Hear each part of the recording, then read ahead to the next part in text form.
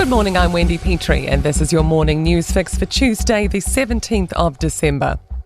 One mayor says his council already has to focus on the basics. The government's removing references to social, economic, environmental and cultural well-being from the Local Government Act. It's a push to get councils to focus on core services like fixing pipes and potholes. Council performance will be benchmarked and a yearly report published. Queenstown Mayor Glenn Lewis told Andrew Dickens the measures won't change how councils do anything. All the accountability measures, as they call them, we're doing anyway, and they're just going to report them differently. An insight into how we're using pharmaceutical and psychedelic drugs. The 2024 New Zealand Drugs Trends Survey of more than 10,000 people shows more than a quarter of respondents use pharmaceuticals for non-medical reasons. It's also found a quarter of recent psychedelic users did so for therapeutic reasons. Its author says if someone's had a big night, they might take benzodiazepine to help them sleep, and then a stimulant like Ritalin to help study. The Prime Minister's playing down expectations of a 2027 surplus ahead of Treasury opening its books later today. The half-year economic and fiscal update will reveal the state of the economy, as well as how much tax revenue the government expects to raise over the coming years.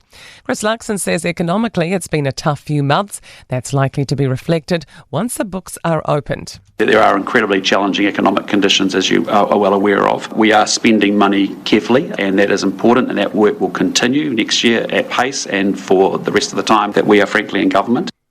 The number of jobs being advertised this year has risen for the second time in a year. The latest SEEK employment report for November shows job ads are up 1% and applications per job are up 3% month on month. Country Manager Rob Clark says demand for workers has declined in most industries, but ads in the banking and finance industry have boomed recently. The invasive seaweed Korlupa has been discovered at a second location in the Hauriki Gulf. About 30 hectares of it's been found at Bostaki Bay in the southern side of Kauau Island. Ngāti Manuhuri Settlement Chief Executive Nicola MacDonald says we need to ramp up the response to rid this pest from our water once and for all. Growers are hopeful of a positive fruit season ahead. Summer Fruit New Zealand reports that yields in Hawke's Bay are considerably up on recent years. Fruit in central Otago are also looking good, despite colder than usual weather, potentially having an impact on volume.